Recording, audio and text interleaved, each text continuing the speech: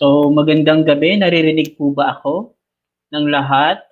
Magandang gabi, everyone, and welcome sa episode 9 ng ating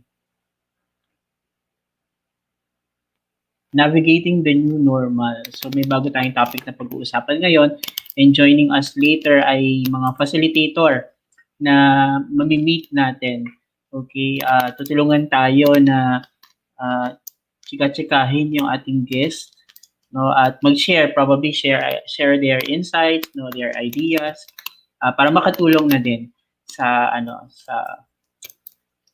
sa pag-discuss nga at pag-relate, no, sa iba't ibang context, kasi we have parents, we have teachers watching us, no. So although this is originally crafted for parents, pero based sa previous episodes natin, meron din mga teachers at saka administrators na nanonood. So titingnan natin kung paano natin matutulungang himay-himayin yung topic, no, sa different context ng mga nanonood natin. So for today's episode, for tonight's episode, ang topic nga natin ay yung what parents and teachers need to know about learning, no, lalo na ngayon sa panahon ng pandemic. And to discuss the topic with you, let us all welcome si Kuya Coco. Kuya Coco. Hello, Kuya Coco. Hello, sir. Good evening. Good evening, Kuya Coco. Yeah. Good evening din sa lahat ng mga manonood ng YouTube natin ngayon. Yes. So kasama din natin si Teacher Lynn. Hello Lynn. Oh, ayan. Say hi mo na. Hello po. Magandang gabi. Ayan. And of course si Teacher Mara, magandang gabi. Miss Mara. Ayan, okay. Ang discussion natin ngayon ay si Kuya Coco at tutulungan tayo ni Teacher Lynn at saka ni Miss Mara mamaya na himay-himayin pa yung mga concerns na i-share ni Kuya Coco, and of course mag-share din sila ng insights nila tungkol doon sa topic or experiences, no, doon sa mga naranasan nila. Probably Teacher Lynn as a teacher, or probably as a librarian, tapos nandiyan si Miss Mara as a head siguro, no. So tingnan natin siya mamaya. And the four of us po ay members ng Literacy PH. And again, this episode is it's a special episode because we are raising funds again for our brothers and sisters na medyo nasalanta, no, ng bagyong Rolly and bagyong Ulysses. No, if I may share with you my screen, sandali lang sa ating mga kuya at ate. I'd like to share my screen para doon sa natin. So, kita na ba natin ang mga screen natin? On my end, hindi ko pa siya nakikita. So, Literacy Philippines donation drive. Kasama natin, of course, no, hindi ko yata nailagay yung para mamaya. We have the kindergarten teachers of the Philippines and 21st century teacher. Nandun siya, nagko-comment siya sa baba. So, hanapin niyo siya yung and check her YouTube channel also, no. So nag-join force yung tatlong organization to raise fund para sa ating schools, no. Schools yung target nating tulungan sa ating donation drive. So basically, we have identified the first 4 schools for the first batch ng beneficiaries. We have Linaw Elementary School, Agdangan Elementary School, Balzain Elementary School, and the Logo Elementary School. 2 schools from Bicol and 2 schools from Cagayan. No? So, bali 4 schools sa first batch kasi we are now identifying 4 more schools for the second batch. And we have raised more than 100,000 pesos para maibigay dito sa mga schools na ito. And still ongoing po yung ating donation drive para naman sa month of December, para may maibigay naman tayo in time for the yung Christmas season natin. So wag po tayong mapagod na tumulong, and again, This is a special episode because this is we are raising donations for 4 more schools, no, doon sa ating nakita natin ito yung mga pictures nung ng mga schools na na-devastate nung bagyo. Ayan talaga, humingi tayo ng picture sa kanila. Hindi ko pa naayos ibang picture, pero para makita natin yung scenario, ganito po talaga yung sinapit ng schools nila. So ayan, kita natin yung mga modules. So but yung building mismo na medyo na wash out siya ng bagyo, tapos ito yung nila. So again, we are appealing to everyone to donate, to extend help para tuloy-tuloy yung ating pagbibigay tulong sa susunod na batch ng schools na bibigyan natin. Again, this episode is brought to us by Literacy PH, a 21st century teacher and DepEd kindergarten teachers in the Philippines. So, ayan po siya. Salamat po sa ating yan. So, welcome back sa ating mga ate and kuya. Good evening uli. So, how does it feel na nakita natin na yung si 21st century kasi medyo siya hindi siya ay nagtatagong muka, no? Nagtatagong muka si 21st century teacher, pero nandiyan active siya doon sa ating sa ating chat, no? Thank you for promoting daw our advocacy at the chat. Thank you for promoting our advocacy, Sir Lito, 21st century teacher. Check niyo yung YouTube channel niya, marami din kayong matututunan sa kanya. No, ang dami na niyang episodes, may 21,000 followers na yata itong si 21st century teacher. Yes. No. And she's sharing materials na pwedeng gamitin ng mga teachers natin. No, merong link doon sa kanyang Facebook page at merong link doon sa kanyang YouTube if you would like to parang secure a copy of all these materials na talaga mapapakinabangan natin sa pagtuturo. So ayan po si 21st century. Titingnan natin mamaya si Sir RJ Fariñas from the kindergarten teachers of the Philippines, kung makaka-join siya doon sa ating live chat to represent the organization, no? Para makita din natin yung progress doon sa ating donation drive. So again, maraming salamat sa nag-donate para sa first batch ng schools. Nabigyan po natin sila ng goods, ng cash. No, each one of them parang receive about 15,000 pesos each school, so 4 schools yon, and we are looking for more schools na mabigyan natin. No, sana mabigyan tayo later ng update ni Sir RJ Fariñas kung paano umaandar yung donation drive natin. Okay. So, I think without further ado, handa na ba tayong makinig kay Sir Coco? Nakamit yung ating mga Parang may gusto po magpa-shoutout sa sige, shoutout muna tayo bago na magsimula. Yan, pa-shoutout daw. Miss Lynn, sino ba yung nagpapa-shoutout na yan? Eto na nga. Shout out from Miss Del Castro. Hello, Miss Del Castro from Antipolo City, Science Technology High School. Hello, Miss Del. Kasama din natin siya sa Literacy PH. Parang hindi natin kilala. Parang hindi tayo magkakilala. Pero sana maka-join siya mamaya sa atin sa live stream kung okay yung connection ni Del mamaya, no? Meron pa ba tayo? May na-curious daw, Sir Coco. Ano kaya to? Ayan, Na-curious. Hello, Miss Ria. Ayan. Miss Ria, ayan. Di ba po kami nag-start, nagchichikahan muna kami. Yan, para makita natin kung sino yung pumapasok na live,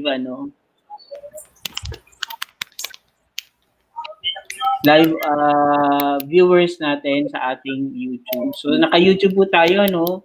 Encourage po yung mga friends natin, pakipasa yung link para maka-access sila. Before kasi nasa Facebook, nilagay natin sa YouTube para mas lumaki yung reach natin. Ayan.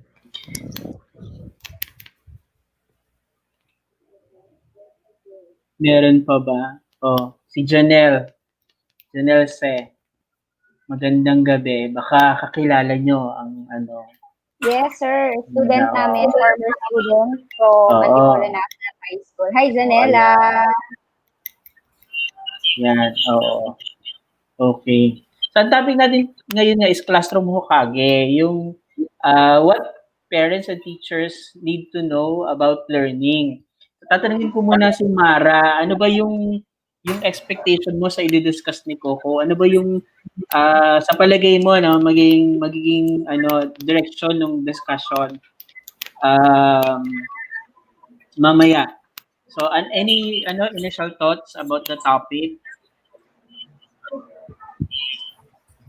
Tingin ko, sir, kasi we are still on the adjustment period. So, paano kaya makakatulong ang mga magulang bilang learning facilitator sa bahay? Gayon din yung mga teachers na on distance naman sa kanilang mga estudyante. And I know for sure, Kuya Coco will be giving us a very insightful discussion.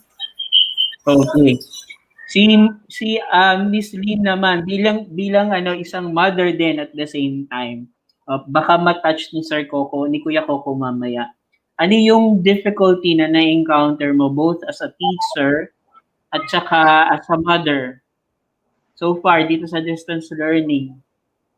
Yes, sir. Very challenging talaga ang ating setup ngayon because as a teacher, as a career woman, work at home talaga. So, sabayan ang pagtuturo mo sa estudyante mo at sabayan ang pagtuturo mo sa anak mo mismo. So, ang pinaka-challenge ay paano ma-maintain yung reading habit ni Candice tsaka yung learning enthusiasm niya na kahit nasa bahay siya, feel niya dapat na nasa eskwelahan siya, gine-gradean pa rin siya ng kanyang mga teachers at sana marami tayong matututunan kay Sir Coco regarding that at malaking tulong yan sa amin bilang parent, not just a parent but also as a teacher and also big challenge also because I'm a teacher librarian. Paano ba magko-function ang library in this time of pandemic? So we could also help our viewers regarding this kind of platform na ginagawa ng library. Baka meron sila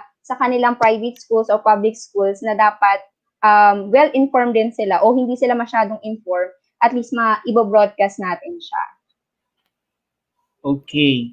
So yon. So tingnan natin based sa expectation ni Miss Mara at based sa experience ni Miss Lynn, baka may matouch na si Kuya Coco doon sa dalawang insights at experience na ibigay ni Miss Mara at saka ni Miss Lynn. So without further ado, baka pwede bigay na natin kay Sir Coco ang floor to share his screen regarding what parents and teachers need to know about learning at the time of pandemic.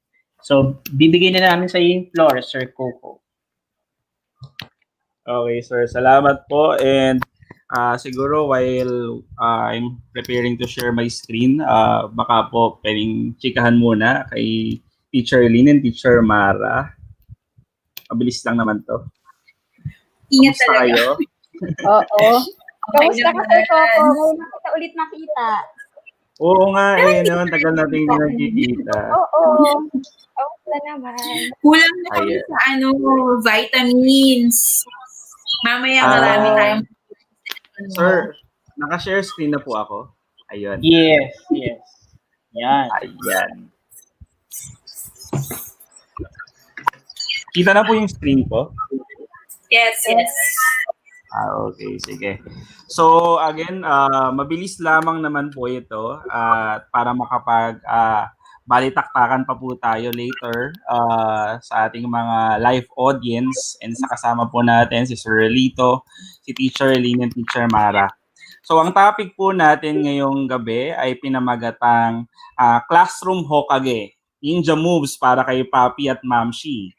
Ito ang episode 9 ng Navigating the New Normal Parents Edition ni Sir Lito, ni Daddy Lito. And we will talk about what parents and teachers need to know about learning, of course, in the new normal. So,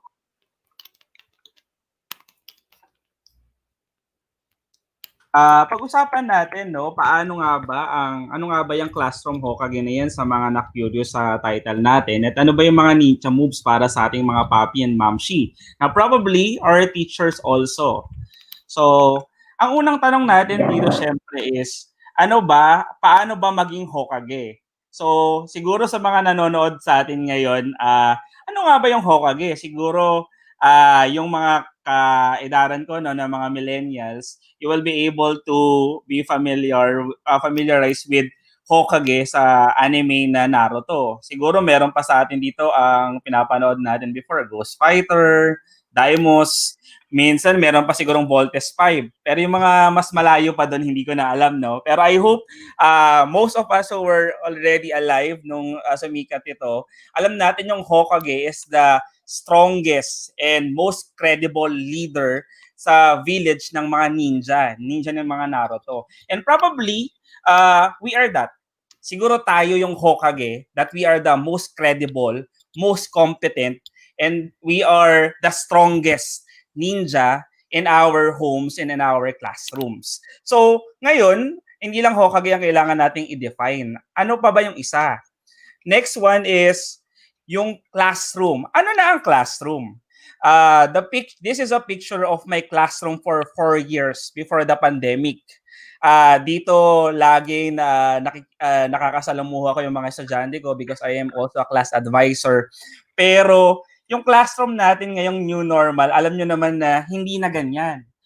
Sometimes, pumupunta pa rin yung mga tao dito sa classroom, but not the students anymore. Ang mga pumupunta na dito yung mga parents para kunin yung mga modules kapag modular learning sila.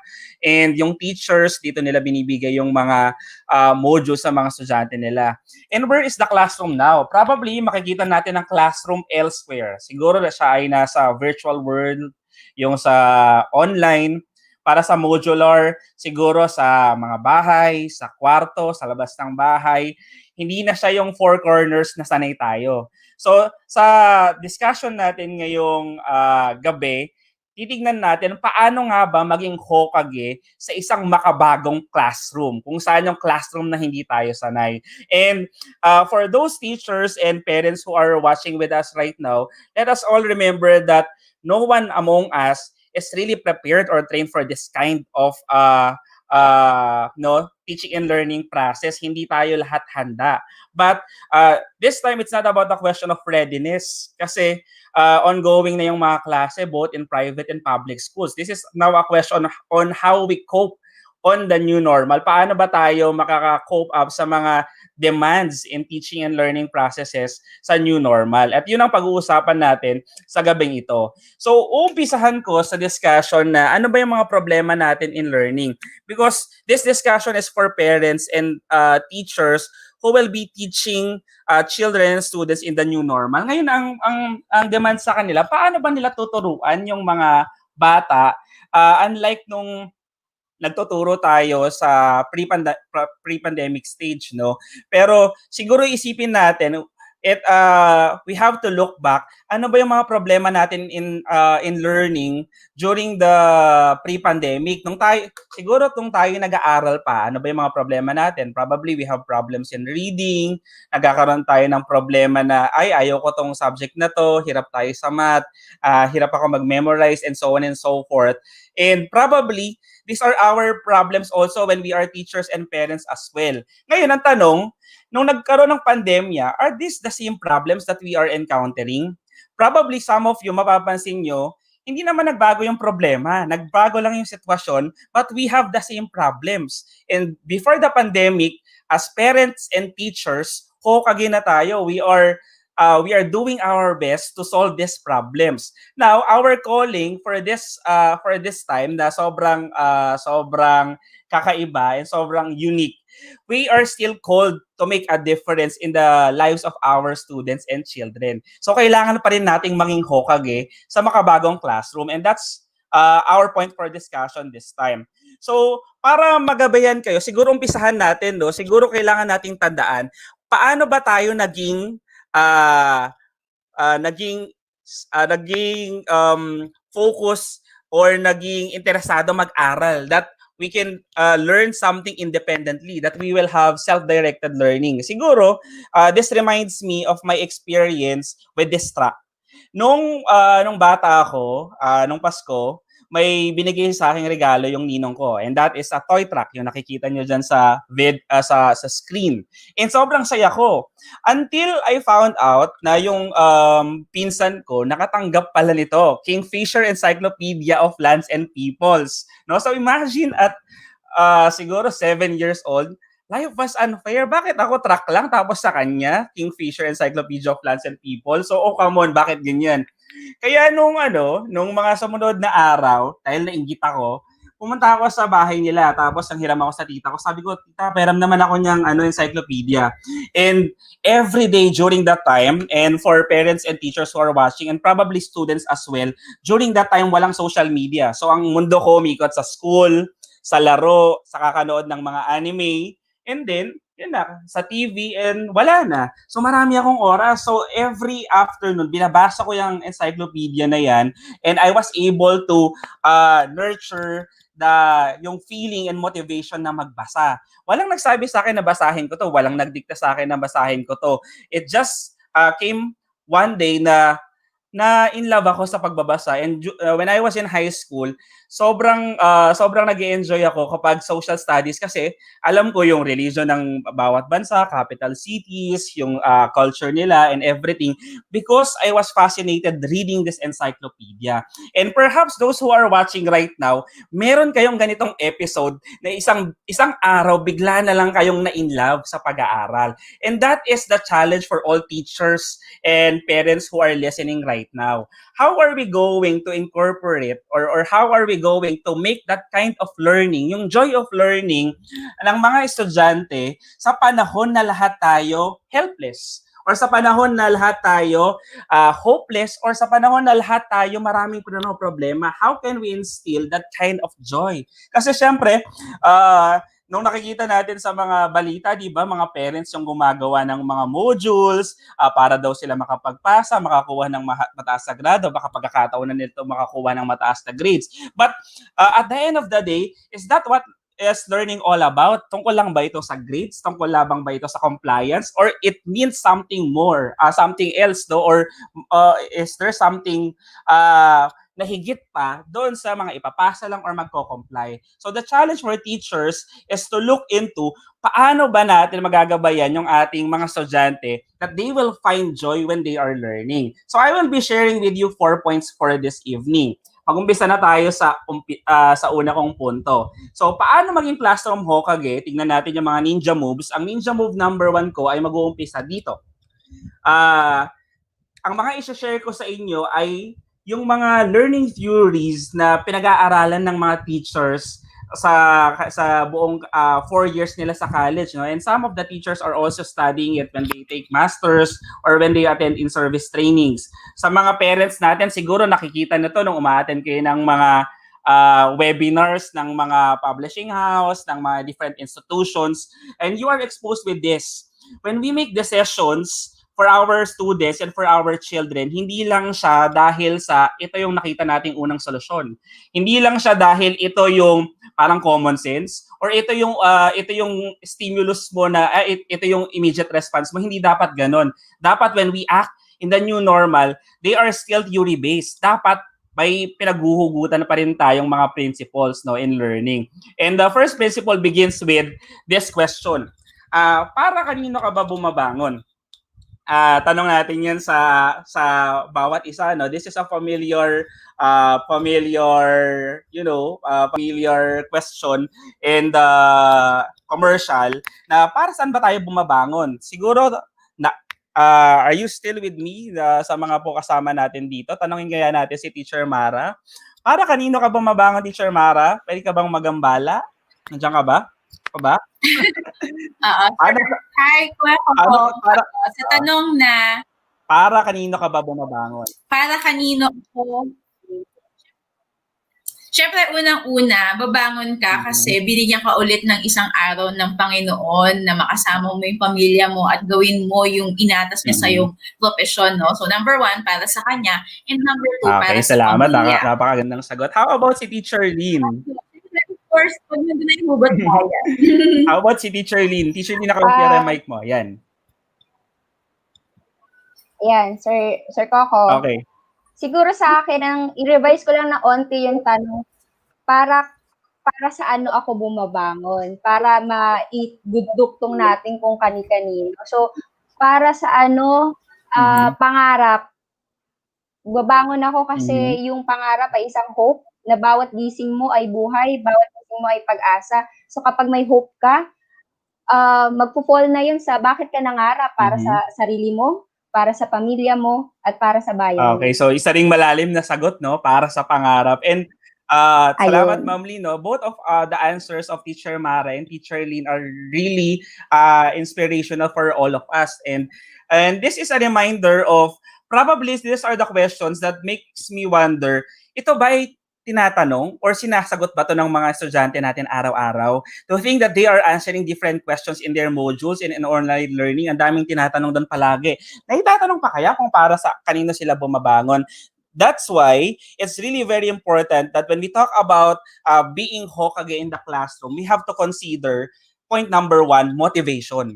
Sa lahat ng aspeto ng edukasyon, maraming literature, maraming mga articles, maraming mga videos, and many talks will center on the concern on motivation. Why? Kasi syempre, kailangan meron tayong rason. Kailangan meron tayong dahilan why we are doing what we are doing. Otherwise, some of our students will just answer the modules, sasagutan lang nila yon, magpapasa lang sila na magpapasa. But what's the point? They must understand the answer to the question of why. And that is what motivation is all about. So pag pinag-usapan natin ng motivation, syempre, ang pinaka-central dyan is the goal. No? And teachers and parents make sure that our students and children know their goal in learning. When we say goal, it means whatever a student is striving to accomplish, ito yung dapat niyang magawa. Kapag sinagutan niya yung learning module na yan, ito yung dapat niyang magawa. Kapag binasa niya yung text sa module, ito yung dapat niyang magawa. Kapag, or ma-accomplish, kapag umattend siya ng online class, there must be a goal. Otherwise, saan ba to, no? Ano bang point ng mga ginagawa natin? And to clarify the goal, I suggest and I recommend to all teachers who are listening right now and also parents, probably you may give this exercise to your students or children. Ipakita nyo yung table ng goal nila for this school year, for 5 years, for 15 years. Kamusta kaya, no? Ano kaya ang goal ng mga estudyante natin in the 15 years? Probably, doon sila magkakaroon ng drive. Gusto ko pala maging doktor. Gusto ko pala maging engineer. Gusto ko pala maging scientist. Gusto ko pala maging accountant. Or gusto ko pala maging businessman. Or probably, gusto ko ma-involved in agriculture, in fisheries. If that is their goal 15 years from now, there's something that they need to do in 5 years. And there is something that they need to know to do ngayong, meron silang gagawin. And when they clarify these goals, it will really make sense to them na yung mga ginagawa nila ngayon dapat align sa goal nila in 15 years. Kundi sayang lang, no? The Department of Education continued the classes, kaya nga meron tayong learning continuity plan, nag-aaral lang mga bata, pero kung hindi nila, those things are walang goal, mahihirapan sila na makita ano ba yung essence ng pag-aaral nila ngayon. Helping them understand the goal gives them the motivation to do it and make them understand bakit nila ginagawa yung mga ginagawa nila ngayon. Syempre, no, sa panahon ng pandemya, bakit ko to kailangan gawin? Goal matters. So for our point number 1, successful students have goals. If you are a teacher or if you are a HOKAGE in the classroom, kailangan malinaw na ang mga estudyante natin o ang mga anak natin, they understand and they have goals. Point number 2, Ito, saan ka ba naka-focus? Alam nyo, nangyayari ito sa akin araw-araw. Although meron na akong planner doon kung sinusulat yung mga ginagawa ko araw-araw. Dumadating pa rin sa point na nagbabasa ako ng libro tapos biglang, gusto kong mag-check sa Facebook. Gusto kong manood ng Netflix. Gusto kong i-type to. Gusto kong gumawa ng report. Gusto kong maglinis ng bahay. From one activity to the next, hindi na ako natapos sa mga ginagawa ko dahil all of those stimulus are actually attracting me. Ito yung gawin mo. Ito yung gawin mo. Until such time na hindi na ako natapos. You know what? This problem, tayo adults, this is our problems. But this is another concern in education. Point number 2 is attention.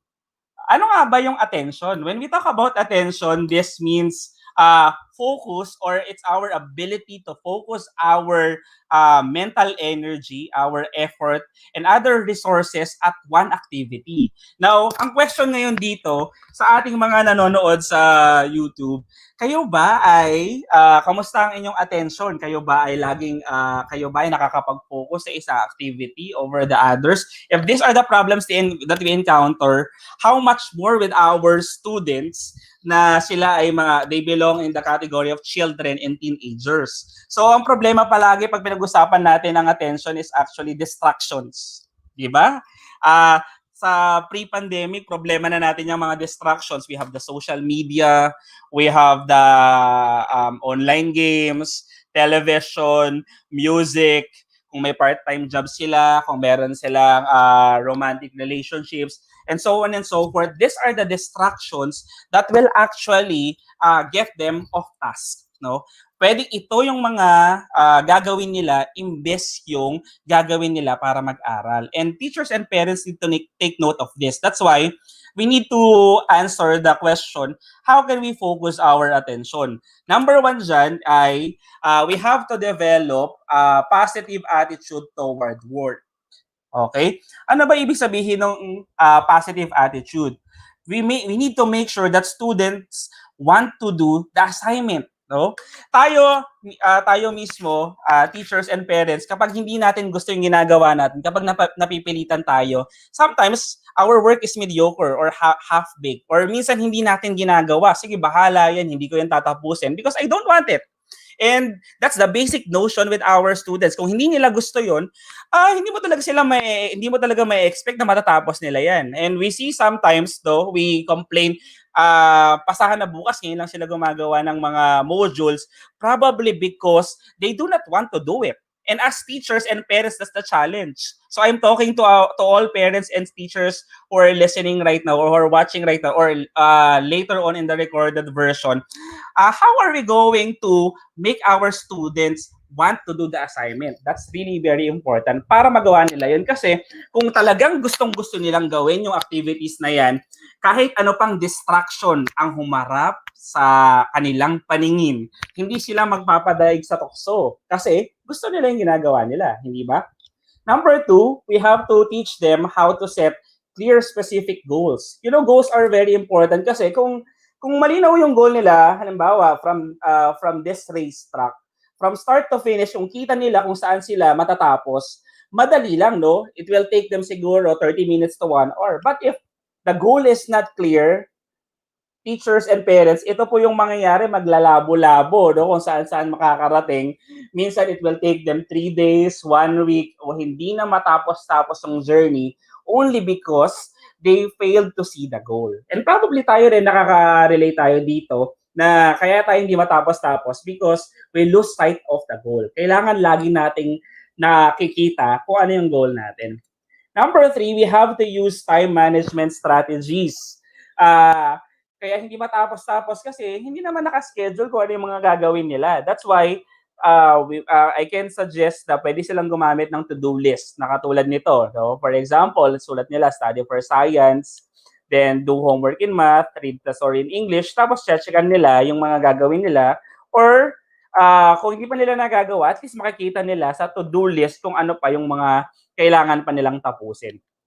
Or sa mas mga nakakaangat, no, na nanonood sa atin ngayon, probably you have Starbucks planner or baka sa tablet nyo, doon nyo i-calendar yung mga gagawin nyo for the day or for the month. Number 4, create positive learning environment. You know, mahalaga ang importante ng learning environment because sabi ko nga, yung classroom ngayon, hindi na siya yung classroom na nakasanayan natin. It could be the bedroom, it could be the sala, it could be the yard outside your house, or probably ito yung sa mga teachers na nakikinig, especially for those who are teaching in the public school, the dilemmas of one of the dilemmas of our parents, wala talaga sila, no? Halimbawa, ang liit-liit ng bahay nila, hindi nila alam kung saan pwesta yung anak nila. So these are the things that we need to consider. Paano, no? Paano tayo makakatulong sa kanila? Ang suggestion, of course, the learning environment should be well lighted, kailangan organized, kailangan malinis and free from distraction. Ganito yung ideal.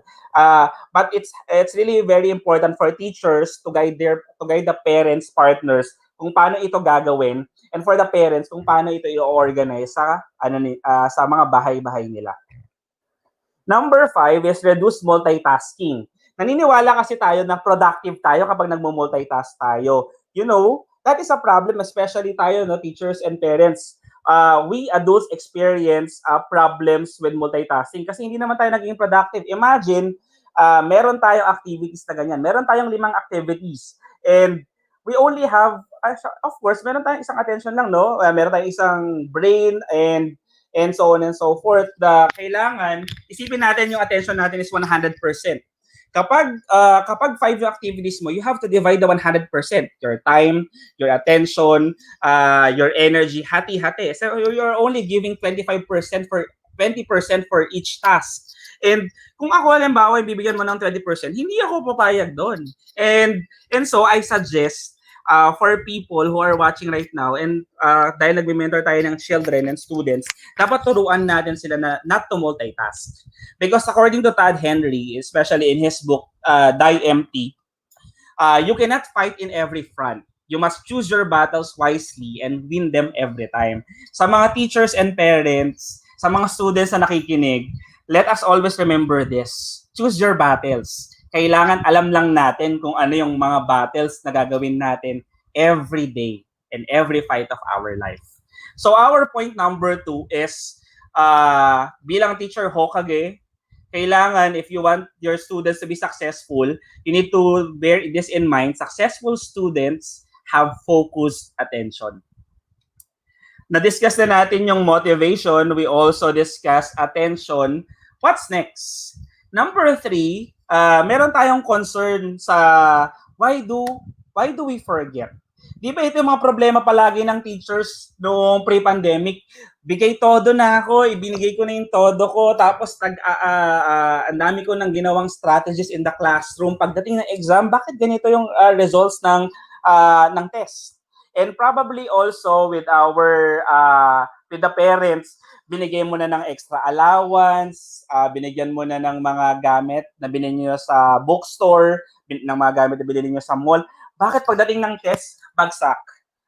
Because it is not because our students are lazy or they are stupid or they are incompetent. It is primarily because they forget. And tayo, as adults, tayo ay nakakalimot din, no? And there are things that we need to consider when we forget, and that is, memory. Okay? Pag sinabi nating memory, it is the means by which we retain and draw on our past experiences to use that information in present. Ibig sabihin, ito yung proseso sa ating brain that we are able to store as many information as possible, and if we will try to retrieve them in the future, makukuha natin yan. And we have also an idea, di ba rin? Alam natin yung short-term memory and long-term memory. Probably our students, some of the information goes to the short-term memory, kaya nakakalimutan natin. And also, this is the reason why students forget. Baka sa short-term memory lang yan. And our goal as teachers and parents, dapat we make sure that students remember. Kasi mag-aaral sila for this school year. Tapos pagdating ng, sana naman, no, pag natapos na yung pandemya, pag bumalik na tayo sa face-to-face, nakalimutan ko na yung inaral ko during the pandemic. It is our aim as educators and parents to make sure that our students still remember what they will learn during the pandemic era.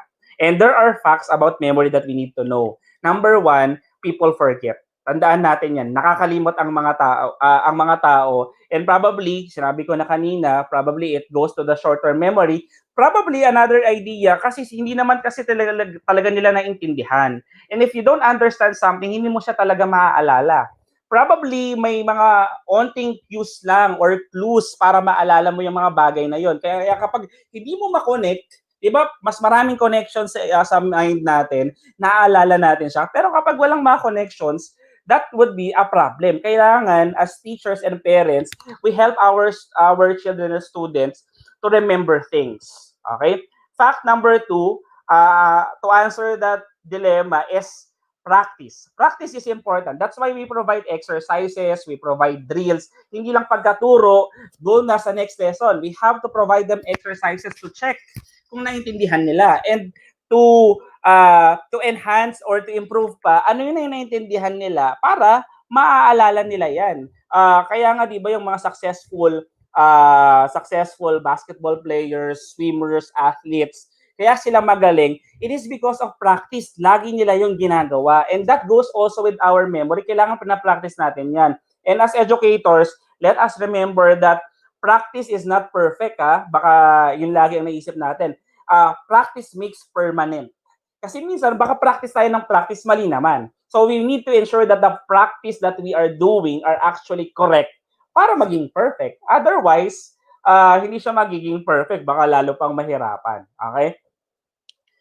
Fact number 3 is positive emotions improve retention.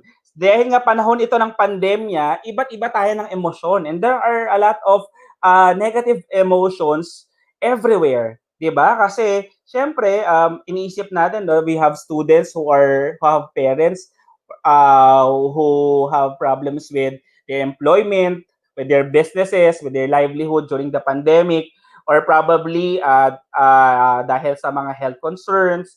Ito yung mga inisip nila, and teachers and parents need to be sensitive about these emotions. And we have to nurture positive ones. So, sabi sa literature, sabi dito ng isa sa mga famous psychologists na si Deborah Stipek, in their book, Motivated Minds, when children study because they enjoy it, their learning is deeper, richer, and longer lasting. They are more persistent, more creative, and more eager to do challenging work. You know, di ba sa mga teachers na nakikinig dito, nakikita nyo na yung mga estudyante natin na nag-e-enjoy sila na mag-aaral at naaalala nila yung mga inaaral nila kapag tinuro natin yun sa paraan na nag-e-enjoy sila. Sa paraan na, the joy of learning is there. Kapag hirap na hirap tayo sa panahon ng teaching and learning process, di ba minsan nakakalimutan din nila, hindi na nila naaalala. So it's really very important that we nurture positivity in our classrooms. Tanong ko noon sa isang webinar, paano ngayon sa pandemic, paano mo mapapakita yung passion mo sa pagtuturo kung yung estudyante mo mag-aaral na lang sa module, no? Ang sagot sa akin ng speaker, if you are a great teacher in the classroom, you prepare your lessons para maintindihan ng mga estudyante mo, there is no reason that you will not be a great teacher in any modality. Mapa-modular man yan, mapa-online man yan, you will be a great teacher there because you will do your best to teach your students. And the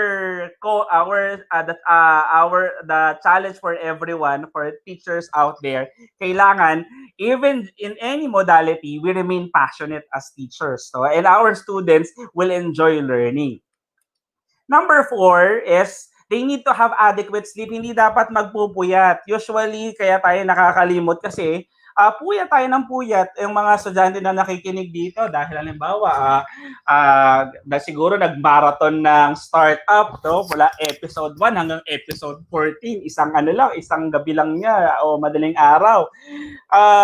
Kapag gano'n, tapos nag-try siya mag-aral, there will be a possibility na makakalimutan niya yung mga binasa niya o inaral niya. So, sabi nga dito, expert learners actually have adequate sleep. Kailangan matulog. And lastly, for memory, there should be strategies that make your memory sharp. Alam ito ng mga titos and titas, no? Yung mga nagre-review sa mga exam dati, 'di ba, mga ma'am and sir, kapag nagte-test tayo nung mga unang panahon, hindi siya multiple choice. Fill in the blanks o kaya identification, tapos i-memorize mo word by word yung yung definition, kasi minsan modified true or false, underlinein mo kung ano yung mali dun, tapos isusulat mo yung tamang sagot. So we have to make different strategies para maalala natin yan. Sa mga titos and titas natin, siguro gumamit tayo ng mga acrostics, ng mga acronyms, gumamit tayo ng mnemonic devices, ng mga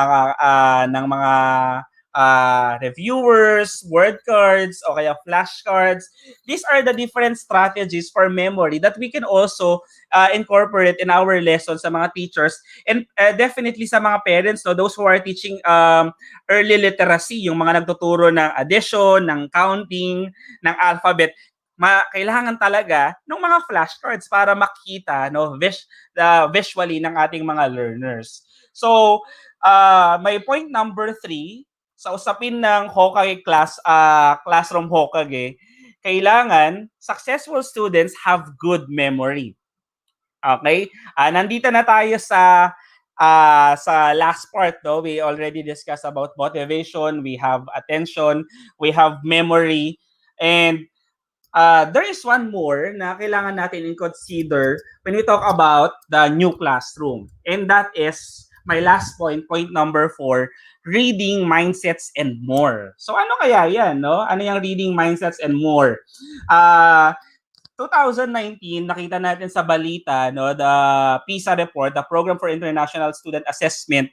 Ito yung international assessments na siguro counterpart ng mga nauna na, yung katulad ng TIMSS, no, yung TIMMS, and other international assessments that test the mathematical and reading abilities of our students. And base sa report, nasa huli daw, no, ang mga students natin in the Philippines in math and reading. You know what? Ang concern talaga dito is yung pagbasa. And in many studies, for teachers who are listening, laging connected yung reading in academic performance. May connection yung reading sa performance nila in other subjects. And that is why reading is really important, especially in the new normal. That's why teachers who are listening right now, we are all reading teachers, and we need to make sure that we are all advocates, no? Dahil kami nga nila Teacher Lito, Teacher Lynn, and Teacher Mara, at ang mga iba pa namin kasama dito sa Literacy PH, we advocate reading because tama nga naman ang sinabi ng mga nauna pa na mga memo sa DepEd na nasa pagbasa ang pag-asa. And you know, sabi doon sa studies about reading, mababasa nyo ito sa New York Times. If you want to raise a reader, be a reader. So para sa mga parents na nakikinig dyan ngayon, hindi po schools lang ang may task, no, o ang may mission para matuto o mahilig ang inyong mga anak na magbasa. Dapat sa bahay nag-uumpisa iyon. And if you are interested to visit that article, pwede nyo i-click yung site or yung article from the New York Times. And you know what? Kapag nagbabasa si parent or yung family or probably the teachers also, nagiging model tayo for readers. Kasi kung hindi naman nagbabasa yung parents ko, hindi naman nagbabasa yung teacher ko, parang paano ako maiengganyo na magbasa? So it's really very important that, that we are also readers. Sabi ni James Patterson, probably you are familiar with him because he's a famous New York Times bestselling author. Sabi niya, it's a simple fact. If kids don't read, they're going to have a hard time getting through high school. Totoo yan, no? Nahihirapan sila sa high school. Kids who don't read a lot are falling behind in school, which means they are likely to fall behind in life. I believe if you can turn a kid on to reading, you're saving a life. So I am appealing to all teachers and parents who are listening right now and who are watching right now. Importante talaga yung pagbasa. And when we are able to inspire them in reading, we make a difference in their lives because they will read for life. Another concept is yung mindset. Okay, sa panahon ngayon na puro nega, ay ayoko niyan, ay wala naman mangyayari diyan, ay ganito na kasi ako ganito na ako pinanganak. So, most of the time, our students are not encouraged or motivated to exert effort kasi alam nila na ay baka mag-fail lang ako, baka hindi rin ako makapasa. And that is actually a demonstration of fixed mindset. Kapag ito ay principles na inintroduce ng isang psychologist na ang pangalan ay Carol Dweck, and she differentiates two mindsets. Merong fixed mindset and growth mindset. Yung ganong mindset na binanggit ko, when you say fixed mindset, ito yung nakasarado na yung isip mo na ganito na yung mangyayari, ganito na yung nakasanayan mo, wala nang, there will be no more opportunity for change. Or there will be no opportunity kasi ang basihan mo ay kung ano ka na pinanganak, kung ano na yung existing qualities mo, yun na yun. But people who are having growth mindset, they believe that they can improve if they exert effort. Ang difference ng dalawa, si fixed mindset nakabase lang siya sa genes, sa DNA mo as a person, kung ano yung personal traits mo. Pag meron kang growth mindset, naka-focus siya sa effort. No? Kaya ako as teacher during the pre-pandemic, ang grades ko palagi sa bata, hindi yan sa IQ scores or kung gaano sila katalino in the past. That is because of the effort that they exert. And that is the kind of mindset that we have to establish also sa classroom natin, online man yan o kung saan mang panig yan ng Pilipinas. Okay? Another thing that I want to share is the spark. Sabi dito na there are a lot of studies that actually shows the relationship of academic performance and exercise. You know, sa US, may isang school doon na ang curriculum nila, every morning bago sila pumunta sa mga major subjects nila or other subjects nila, attend muna sila ng PE. Ang tawag nila sa PE doon, gym class. And you know what? Ang result ng performance nila, hindi lang doon sa grades ha, pati sa international assessment, nangunguna yung school na yon only because they found the connection of exercise and academic performance. So I am appealing sa mga curriculum planners na nakikinig dito and also our teachers, administrators, and parents. Probably we neglect this time na siguro nakaupo na lang yung mga estudyante, siguro lagi na lang silang nandun sa study area nila na nakaupo dun sa upuan tapos nakaharap sa table. Kailangan natin i-revive to na kahit nasa bahay, baka there is possibility of exercise. Pwede natin tong pag-aralan or i-consider. Paano if you did everything that I have shown you this evening? What if your students still fail? You know, teachers, parents, like what we always do before the pandemic, don't quit. And also tell them, no, don't quit. For your students, don't quit. For your children, don't quit. Sabi ni Angela Duckworth, one of my favorite education books, she encouraged her readers to learn to get over bumps in the road and mistakes and setbacks. You know, the most meaningful learning experiences that we will have is during the time that we are having a hard time. So sana magabayan natin ang mga estudyante natin at ang mga anak natin na okay lang magkamali. Na okay lang na mabigo. Because at the end of the day, we learn from all those mistakes and failures. Meron tayong mga students that who display characteristics of learned helplessness. Sinasabi nila, hindi ko to kaya, hindi ko to masasagutan. Hindi pa nakikita yung module, hindi ko na kaya, hindi ko to masasagutan. Ay, magdadrop na ako. Ay, i-revoke ko na lang yung enrollment, hindi ko na to itutuloy. Kasi, naka-mindset na sa kanila na helpless na sila. There is a book of a pediatrician psychologist. Ang sabi niya doon, yung mga students natin that we often labeled stupid, lazy, yung mga who have behavioral problems, sometimes those are actually their mask for a bigger problem, and that is learned helplessness. Helpless na sa kasi sila eh. Kaya pinapakita na lang nila na tamad sila. Pinapakita na lang nila na siguro parang bobo sila. Or pinapakita na lang siguro nila na problem student ako, no? But deep inside, they are unable to learn. Probably hindi sila makapagbasa, hindi sila makasabay, o hindi nila maintindihan. And for teachers and parents, we may have a student na ganito ang kondisyon. And I hope na tingnan natin, no, paano natin sila matutulungan. And lastly, this is for parents, be a good model. Sabi ni Joseph Chilton Pierce, what we are teaches the child more than what we say. So we must be what we want our children to become. Or to become ba yun? Okay, tama. No, kailangan mapakita natin sa kanila, hindi lang tayo palaging sabi na ito dapat maging ganito ka. Dapat nakikita nila sa atin yon. This is for parents and probably for teachers as well. Okay? So, another and napaka-importante sa lahat, ito na siguro yung dulo nun, nung 5 points ko, for teachers and parents, you have to keep learning. Lagi natin naririnig tong cliche quote na to, you cannot share what you do not have. Kailangan patuloy tayo. Let us navigate the sea of possibilities.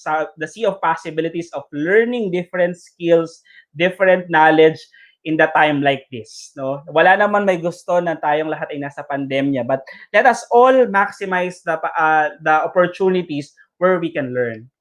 So, my final point, my point number 4, successful students read and do a lot more. Ngayon, now what? Ano ngayon, no? Napag-usapan natin yung mga bagay na yon. I hope that we go slow. Probably, this presentation, this discussion that we have this evening will make you reflect of your encounters for teachers, for your to your students, for parents, to your children, and probably for students who are listening right now, nakikita niyo yung dynamics, no? Ganito pala yung yung parents ko, o ganito pala yung teachers ko, and these are their dilemmas, and these are how they are going to address those problems. But if we go slow, we need to make sure that we start now. Kailangan umpisahan na natin. If we did not start it right, we can start it again now.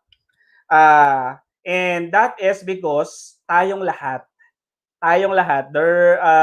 mahirap siyang maabot, no? Kasi kung nanonood kayo ng Naruto, kailangan ka pa mag-tune in exam, kailangan mo pa mag-training, kailangan ka pang i-mentor ng mas nauna pang ninja para maging Hokage ka, pero posible. Only because there are learning theories that guide us to have that kind of classroom. Huwag natin kakalimutan yung mga theories that I presented this evening. Motivation, attention, memory, reading, and more. And probably I will end this with this illustration. Ang nakikita nyo dito is a stage, diba? And for many of us, marami na tayong stage na nakita sa buong buhay natin. And many times when we see a stage, mayroon tayong pakiramdam na, you know, there is anxiety. Parang nakakakaba na tayo yung aapak doon sa stage na yon. I remember an author, he shared in his book, sabi niya nung bata daw siya, may concert ng popular band. And yung sa popular band na iyon, nagtawag sila sa audience na magbibigay sila ng libreng gitara for first five children na aakyat sa stage na yon. And sabi ng author, kabadong-kabado ako nung time na yon. Nagdedebate yung utak ko, aakyat ba ako doon? And most of his inner self, sinasabi, ay hindi ko kaya. Ay, baka mapahiya ako. Probably I will commit mistakes, I will fail, I will be embarrassed, pagtatawanan ako.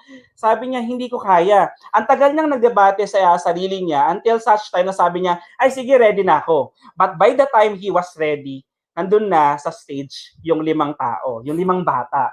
And sobrang sorry siya sa sarili niya na ako dapat yung nasa stage na yon. And those children, makakakuha sila ng free guitar. And not only free guitars, free guitar from a popular artist. Tapos yung band na yon, pinatugtog nila yung mga bata. Tapos sabi nung author, you know what? Kung paano tumugtog yung mga batang yung sa stage, mas magaling pa ako. And for the rest of my life, I remember that. Na dapat may moment sa buhay ko na dapat nandun ako sa stage na yon. Dapat ako yung nandun sa stage na yon. But there was a time in my life, there was a moment in that portion of my life that I said no. That I said, hindi ako aakyat doon. And what is my point for this story? For teachers and for parents, in this time of pandemic, it calls us to innovate. It calls us to do the things we never did before. It calls us to move out of our comfort zone and make a difference among our students and teachers. But sometimes when we have that kind of goal, we resist. No? There is hesitation. Ay, baka hindi to mag-work. Baka hindi siya maging okay. Baka mapahiya ako. Baka pagtawanan lang ako. And so on and so forth. I hope that we will not share the same sentiments or dilemma of the author na nung nandun na sa taas, yung gumagawa ng dapat siya ang gagawa, there is regret. No? There is sad feeling. And there will be days to come after you watch this video, you will be having your own stage. May makikita kayong stage. And I hope that all parents and teachers and students watching with us right now, I hope you step up on that stage. Let me leave you with this quote of one of my favorite author and teacher. He is Ron Clark, and the title of his book is 55 Essentials. Naging Disney Teacher of the Year 2001 awardee siya. Minsan ang dilema natin ngayong pandemya, teachers and parents, iniisip natin, isang taon lang to. Isang taon lang to, sige, hayaan na natin, ito na lang ibibigay natin sa mga estudyante natin, baka pagkatapos ng pandemya, let's make up. Gawin nating mas maayos. You know what? Ron Clark's message sounds clear to me sa message lang ito. Sabi niya, I have only 1 year to make a life's worth of difference in each child in that classroom. Yung HOKAGE classroom na pinag-uusapan natin ngayon. And I give it everything I've got. I give it everything I've got. Isang taon lang po yung meron tayo ngayong school year na to. Teachers and parents. And I hope that we will give it everything we've got. With that, maraming salamat po. Let us choose our battles. Thank you, and we can do this together. Maraming salamat po, Sir Lito. Okay. Isang virtual clap para kay Kuya Coco. Inom ka muna ng tubig, hindi ka yata huminga. Hindi ka huminga, no? Yan. So maraming salamat sa na-share ni Kuya Coco tungkol sa what parents, no, and teachers need to know about learning. So yung mga series of learning, etc., etc. Na-share ni Kuya Coco na ang sarap din i-revisit niya, no? Although pinag-aralan natin siya before, pero maganda na yung naging context ng discussion niya is a new normal. No? So while waiting for Kuya Coco to come back, hingi tayo ng reaction sa dalawa nating reactors. No? Teacher Lynn and Ma'am Mara, what are your reactions? Do you have questions ba or takeaways doon sa mga sinabi ni Sir Coco? Sinong gustong mauna sa ating dalawa? Nara, ka na? Jack and Poy kayo, kung sinong mananalo. Jack and Poy yun Okay, sige, ako muna, Sir Sir Lito. So, sige, Yes, sir. So, ayun, ang husay talaga ng Sir Coco, no, sa pagtalakay, paghimay ng bawat detalye as a parent, as a teacher, saka as an advocate of reading, no. So, when Sir Coco was trying to discuss these things, these points, nagre-reflect ako sa sarili ko, am I doing the right thing? Am I doing the passage going to that goal? So, hindi lang reflection as a teacher, as a parent also, no? So, ang daming key areas na emphasize si Sir Coco. So, I like what he mentioned about growth mindset, na dapat hindi tayo fix sa ano nang alam natin. Dapat mas open tayo sa mga bagay-bagay kasi marami tayong dapat bang malaman. Kahit teacher na tayo, every day is learning. Every day is a new experience. So, dapat maging open-minded tayo sa mga ganyang bagay. So, as a parent also, no, I am assessing myself, am I doing the right thing? So, ang daming distractions. Ang focus ko kasi kay Candice sa my 7-year-old daughter who is actually grade 2 na. Sabi ko sa kanya, reading is really everyday process. So, hindi lang siya, maisipan lang nating magbasa, okay na yun. So, I think I'm on the right track kasi may goal din kami. Every day, she should read like 2 to 3 books dun sa kanyang online reading. Tsaka sa kanyang, meron din siyang hardbound na mga hard copies ng mga libro. Nakasulat na yun, goals niya na yun every day. So, maganda yun na smaller steps will lead to bigger steps na it's a continuous learning, hindi siya maisipan lang. So, I'm happy that Candice is somehow emulating what I've started. Kasi tama nga yung sinabi ng Sir Coco na sa atin magsisimula, parents, I'm talking sa atin, mga parents, na hindi lang dahil sinabi ni teacher magpapabasa ka, hindi lang dahil required sa ating eskwelahan, tsaka ka lang magpapabasa. Dapat nakikita ka nilang nagbabasa kasi that way they will leave everything behind kasi nakita ka nilang busy. One time nga I was reading in the afternoon, lumabas sila. Pagbalik niya, nakita niya akong nagbabasa. So, she immediately gets the book and then started reading. So, teachers, parents, hindi lang tayo great in terms of, magsabi lang tayo sa anak natin na ganito ang dapat gawin, ganyan. Dapat tayo mismo ginagawa yung part natin in their learning, in their process. So, maganda yan, goal setting. Dapat nakasulat, parents, hindi lang sinasabi. Nakasulat siya wide and clear sa study area o kung saan mang area na madalas makita ng bata. Kasi pag nakita niya yan, hindi pa pala ako nagbasa ng oras na iyon. So, immediately, kahit hindi mo sabihin, gagawin niya. So, yun, sir. Thank you po. Okay, thank you. No? Ganun din kami, may practice kami din na gano'n, no? Meron siyang whiteboard at meron siyang corkboard. Tapos may mga reminders doon, tsaka talagang nakasulat talaga lahat na kailangan malaman. Siguro part yun ng practice kasi nga sabi ni Coco ay practice makes permanent. Kaya yung pansulat namin permanent ink. Ang corny, di ba? Okay. Pero we do practice that na nakasulat siya lahat para ma-remind si Iyo ng mga activities niya, ng mga kailangan niyang gawin, no? Check naman natin si Miss Mara kung ano yung kanyang mga takeaways or reaction o baka may question siya kay Kuya Coco about the topic. Miss Mara? Thank you, Mr. Tolitz. Congratulations, Kuya Coco. Ang dami kong natutunan, no? At my age, wala pa naman akong anak, pero ang dami kong pamangkin. And ako yung nagsisilbing learning facilitator din ng pamangkin ko. And I admit na ang hirap magturo ngayong new normal.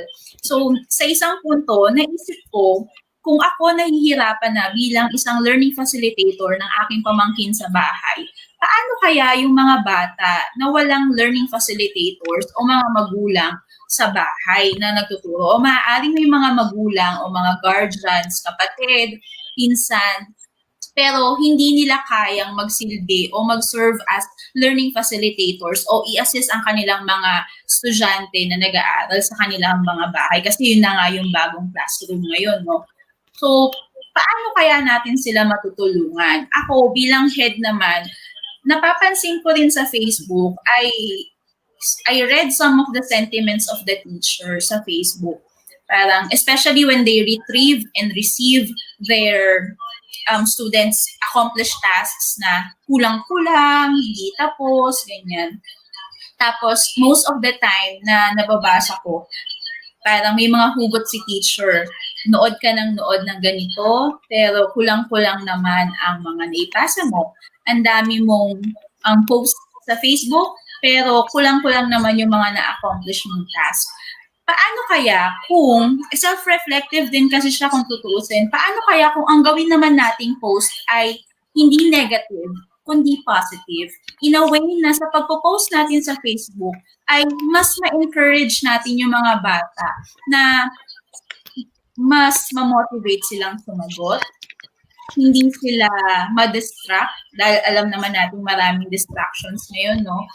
Kasi in a way na yun yung connection nyo kasi distant kayo sa isa't isa. Baka maaari yung pag-remind natin sa kanila ay maging mas positive pa instead of a negative approach, no? Especially sa mga bata na walang assistance sa kanilang mga parents o mga kapatid sa bahay. Isa pa sa mga natandaan ko sa sinabi ni Sir Coco ay ang dami nating maaaring gawin para makapag-focus tayo sa goal natin. At dapat simulan natin sa pagtatanong na ano nga ba yung gusto nating maabot sa buhay. So, pumapasok na si goal and lalabas na din dun yung motivations and yung strategies natin. I myself, ako ay 30 years old na, at edad ko naman sila, tayong mga batang 90s. Natanong ko sa sarili ko kanina kasi nabanggit ni Sir Coco si Naruto, no? Paano ka ba maging shinobi, di ba? Strongest shinobi, magkakagebunshin technique ba ako, ganyan. So, ang dami rin nating ginagawa ang pamamaraan. So, tayo, may mga planner tayo, ganyan, sinusulat natin daily kung ano yung dapat natin gawin. So, it's a strategy din. I think this is effective kasi lalo kung malaki yung planner mo at pagising mo sa umaga ay katabi ng laptop mo yung planner mo. So, hindi ka na madedistract kasi it will remind you of the task that you have to do. So, sa panahon ngayon, tama rin yung sinabi ni Sir Coco na let's stay positive and have that growth mindset, no? Sabi rin ni A.J. Juliani, isa sa mga favorite speakers ko and writers, sabi niya, our job is not to prepare students for something. So, calling natin to mga teachers, pagbutihan pa natin because our job is to help students, pati rin sa mga parents, our job is to help students prepare themselves for anything. Tulungan natin silang maabot yung goal nila sa buhay. Kasi sa dulo, yun yung feeling na makita natin sila na nagsasucceed sa buhay. So fighting lang, sabi nga sa K-drama. Thank you po. Thank you, Miss Mara, sa mga na-share niyang takeaways and insights sa diniscuss ni Coco, no? Talagang madami tayong napulot kahit yung iba alam na natin actually yung iba. But the context of discussion made us revisit, no, na kahit alam na natin to, parang nagbabago ang mukha ng lahat ng mga bagay-bagay sa konteksto ng pandemic. At kailangan nating parang isipin kung effective pa ba yung mga pinaggagawa natin, ano, or hindi na. Siguro that's one good reflection na nakuha ko, na kahit yung mga sinasabi nating best practices, parang kahit gaano ka ka-experience, kahit ano pang doctorate degree yung kinuha mo, kahit sa Harvard ka pa nag-aral, for as long as hindi mo ma-translate yung mga bagay na to sa ginagawa mo at present, parang mawawalan siya ng saysay. Parang what you have, no, ay walang, parang nawawalan siya ng meaning at nawawalan siya ng purpose unless you're able to translate and articulate parang to help ease, no, yung mga dapat mong gawin sa time ng pandemic. And malaki yung impact nun para sa akin, no. As a parent naman, siguro as part of the Department of Education. Para sa parent, isa sa nakuha ko din na take away yung doon pa lang sa motivation na part na nakuha ko, na ano ba yung point ng ginagawa natin, no? Kasi parang dati yung face to face pa, nasanay lang tayo nagigising sa umaga, ihanda yung bata, papasok siya sa school, tapos pagdating mo sa hapon, tapos na yung school, nandun na siya, nakauwi na siya. At gagawin lang yung assignment, tatanong mo lang what happened. So, ganun lang. So, parang for the past years, ganun yung routine. Ganun yung routine nung bata. So, parang normal na ganun na lang yung ginagawa. But when the time, na nagkaroon ng pandemic and everything becomes very difficult, kailangan ma-realize ko as a parent or lahat ng parent na nanonood sa atin, ano ang meaning ng education para sa akin bilang isang magulang. So kailangan ko i-revisit ano yung katuturan, ano yung kabuluhan ng pagpapapasok ko sa anak ko. Kung dati parang sige, bahala ka na, normal lang 'yon. Pero nung naging mahirap para sa akin na maging more engaged doon sa pag-aaral ng anak ko, ano na yung ibig sabihin ng mga bagay na to, para anong ibig sabihin ng edukasyon para sa akin bilang magulang. So kailangan malagyan ko siya ng sinisik pa natin yung mas malalim na meaning. And of course, yung sinasabi ni Sir Coco bago siya mag-end, na what are we teaches the child more than what we say. So we must be what we want our children to become. So it's parang portraying the role model for your child.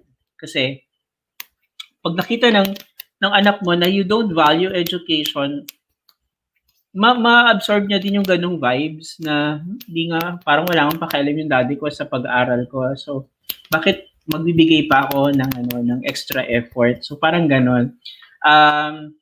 What you want your child to become, you have to be that good role model. Yun yung isa pang nakuha ko sa na hindi enough yung pinagsasabihan mo lang siya bilang part ng pagdidisiplina. Hello, Jerome. Hello, Sir Jerome. So, ayan. Thank you for joining. Yan. Yun nga, we're talking about what parents and teachers need to know about yun. Baka galing sa klase si Sir Jerome, kaya medyo medyo late na naka-join sa atin. But anyway, magandang gabi sa iyo, Jerome. We're talking about yun nga, what parents need to know, no? Ang daming insights na nakuha, ang daming takeaways, no? Pagbibigay ng bagong meaning sa education na parang kung hindi pa nagkaroon ng pandemic, hindi ko ma-realize how valuable these things are. For me as an educator, as a parent din. So magandang mga realizations na ibigay ni Coco. Anong realizations ni Jerome?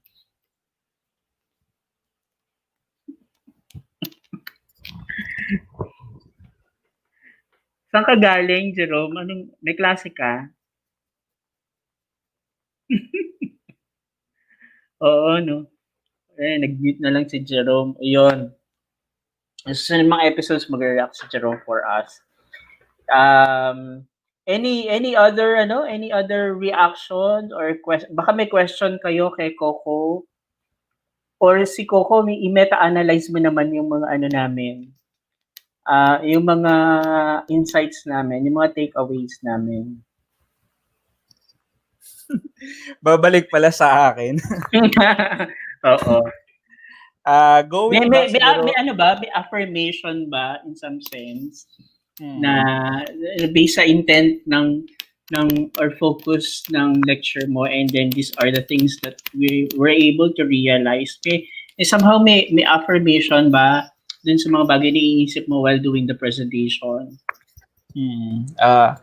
Actually, sir, tama naman yung sinabi mo na yung kanina na these are the things that we know. And I'm very sure that the teachers and parents who are listening and watching us right now, alam din nila to, no? And sometimes, di ba, as human beings, the things that we know, kahit alam na natin siya, sometimes we take them for granted, no? And my goal is actually to remind us of these realities. So sinabi kanina ni Teacher Mara, si Ate Mara, sabi niya kanina, she see yung mga sentiments of teachers about yung problems with the students.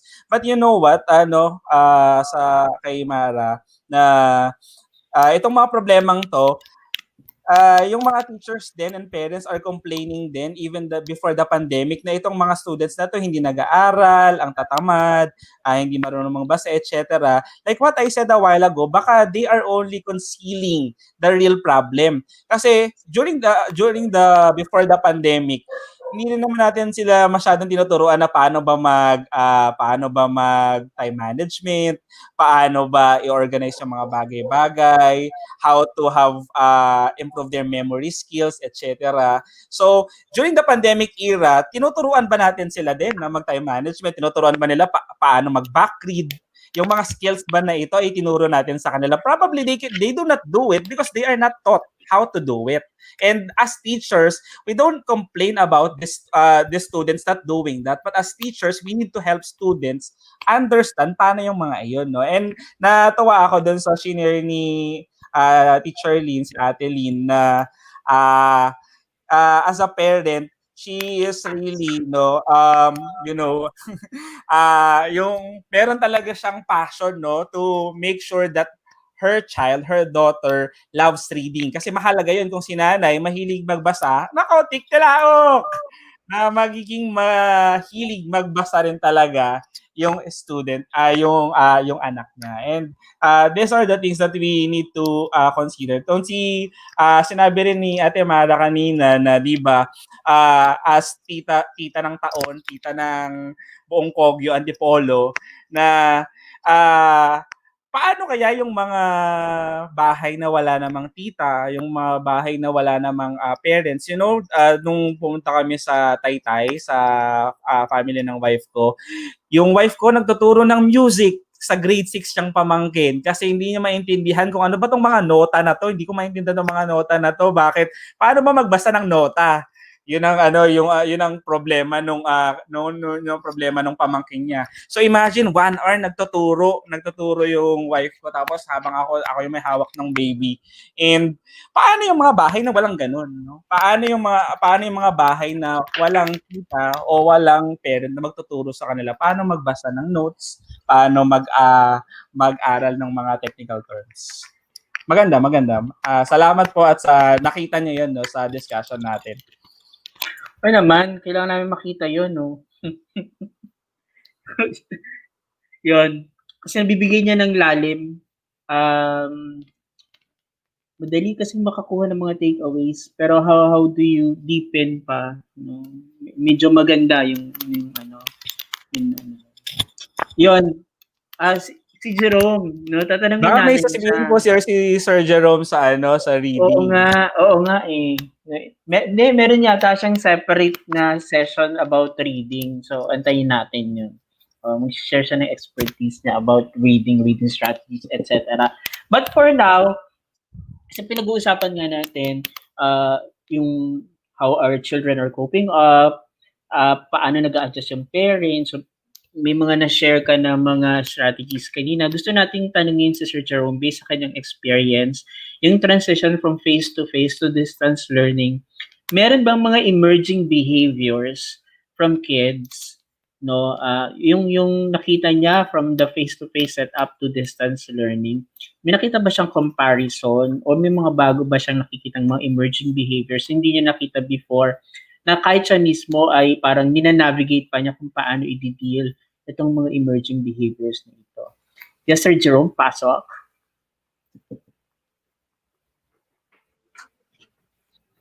Ano ba sabi ko?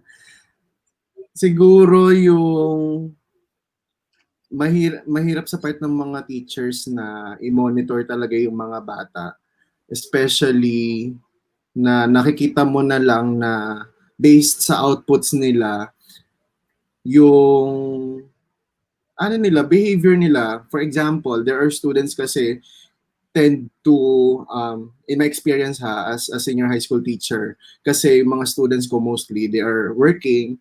So sila, nakikita ko based on their outputs na may comparison sa outputs din ng mga classmates nila. And yung classmates nila, they help him or her. So, ayun yung isa sa mga struggle ko na paano ko i-deal yun. Okay. Baka may sagot si Ate Lynn, si Oni. I'm not really sure if we can consider the work as a form of distraction in relation to what Sir Kuya Coco is discussing earlier, no, yung mga distractions kasi if work is I don't know, I don't really know if we can qualify distraction, work as a form of distraction. Pero what you're trying to say is that um, dahil may distance learning, somehow nagdi-diminish ba ang quality, ang time at ang effort na binibigay ng learners in a distance learning modality compared sa face-to-face setup. So parang, I don't know if that's the premise.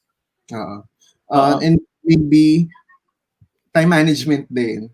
So siguro, yun nga sabi ni Kuya Coco, yes kuya, ayan, na time management is very important at dapat hopefully yung parents natin ay namomonitor ito or na-establish ito sa mga bata.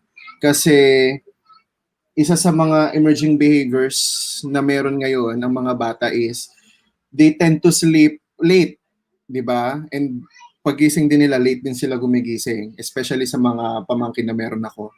So, mahalaga talaga yung role ng parents, di ba? Sa pag-monitor sa mga anak nila and pag-establish ng time, pag-establish ng time management sa mga kids. Kasi kung wala yun, baka yun yung naituturo kasi na gano'n. Yes. I'm not really sure, no? Kasi si Iyo, online learning siya, yung modality. So, online siya. So, parang it's normal. Hindi ko naman kasi din binabantayan. Kasi independent naman na siya. Kaya niyang i-navigate yung computer, kaya niyang i-navigate yung website. Tsaka yung mga LMS, kayang-kaya na niya yun. So, hindi ko, medyo minimal yung supervision. Pero dahil may work din tayo, so parang okay, since kaya naman niya, independent naman siya, I'll mind my own business, parang ganon. And in relation to what Kuya Jerome saying kanina, na parang minsan hindi na ako aware, nag-extend na ng time yung anak ko sa computer. Parang sobra-sobra naman na yung time na akala ko nag-aaral pa siya, yung pala naglalaro na siya. And parang somehow it becomes a normal parang sige, parang ganun, hayaan na lang. Parang nagiging normal na siya, which is not supposed to happen. I'm not really sure kung gano'n, no? And that's how valuable time management is, kahit hindi ko masyadong ma-observe dahil, again, parent tayo, but we are also working from home, no? Si Ate Lynn, may isi-share. Yes, Uni. Oo. Hello po ulit. Ayun, malaking somehow challenge as a parent. Hi, Rion. Kasi, yun nga, ang anak ko din, online learning siya. So, what I did before the start of school year, I really prepared an everyday routinary activity. Andito siya, prepared ako. Ayan. Meron, tinype ko talaga siya in a way na very colorful siya para kita niya agad. Meron siyang 7 to 7:50 yung morning routine, yung 8 to 8:30 yung schedule niya na hanggang dun sa time niya sa school na 10:40. And then, nakasulat na rin yung mga activities niya. So, kapag nakikita niya yun at nakikita niya rin yung clock, kasi grade 2 pa lang siya. So, whenever she checks the clock, parang learning na rin yun, na pag 1 to 2 o'clock gagawa na ako ng assignment. So, I think routine is very, very effective. Systematic yung everyday ng anak natin. Hindi naman natin minamando, no? Hindi naman natin pinipers ang bata, ito dapat gawin mo and so on and so forth. May mga activities naman siya na play din, free time niya. So, hindi lang I believe hindi lang mag-set ng routine sa anak natin, mag-set tayo ng routine as a parent. Kasi nga, most of us are career individuals, no?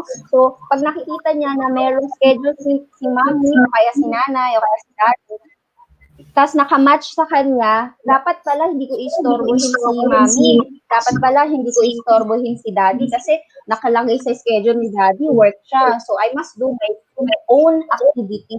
So, kapag nakikita ng bata yan at nakikita niya, kasi dapat dun nga, as I mentioned a while ago, dapat dun sa lagi niyang area na nakikita, kumbaga, kapag nakikita niya yon, as much as possible, as every now and then, i-respect ka niya on your own field of work, i-respect niya yung time mo, at meron siyang ginagawang iba na parang walang dull moments kasi ito ang sinet ng mami ko, pag sleep ko. So I suggest sa mga parents dyan, tsaka lalo na yung mga working mommies, tsaka daddies, maglagay po tayo ng activities, tsaka naka-figure out na talaga kung anong gagawin nila on that particular time. Kasi sila mismo, kahit hindi mo na sabihin, monitor na nila yung mga activities. Thank you po. Thank you. Adeline. Yan. So any other reaction? Any other additional insights? Bago tayo dumako doon sa mga comments and questions sa live. Yes, you are raising your hand. You are recognized. This question is for Ma'am Lynn.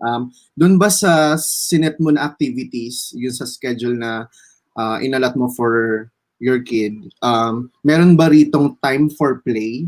Kasi baka buong araw pag-aaral na lang ginawa ng bata, di ba? So mas maganda rin na for me makita na meron ding mga areas for pleasure.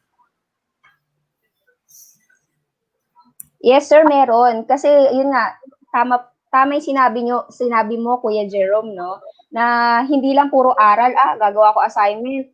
Kumbaga, tired na nga yung eyes nila sa computer, no? Kakatingin sa computer, dapat may outdoor activity naman tayo. Meron naman tayong, drills na iba ang gagawin natin. So, naka-ano yan? Kumbaga, after lunch, 1 to 2, assignment, drills. Then 2 to 4, sleep time talaga. Then pagkagising, 4 to 4:30, merienda. 4:40 to 6, naka-ano talaga siya, no? Outdoor activities naman. And then 6 to 7, reading, and so on and so forth. So, hindi ko lang, ako ay plinano ko, parents, no, together with my child. Huwag din nating planuhin ang buhay nila na kasi ako ang mas nakakaalam, ako na ang magsiset ng rules. No, planning should be collaborative kasi siya mismo, siya ang kikilos siya ang gagawa. So, si Candice din nagsasabi sa akin, nanay, gusto ko ganito, ganyan, and ganyan. Tapos I'll consider, tapos check natin kung okay ba siya sa time frame. So, dapat nakikinig din tayo sa ating mga anak kasi pag nag-guide natin sila at naririnig natin ang opinion nila, siguro mas fun yung activities, mas encouraging yung mga gagawin niya. At gagawin niya yun kasi nasisiyahan siya sa ginagawa niya. Dapat, tama naman, dapat din yung timpla ng activities, ng playtime at saka ng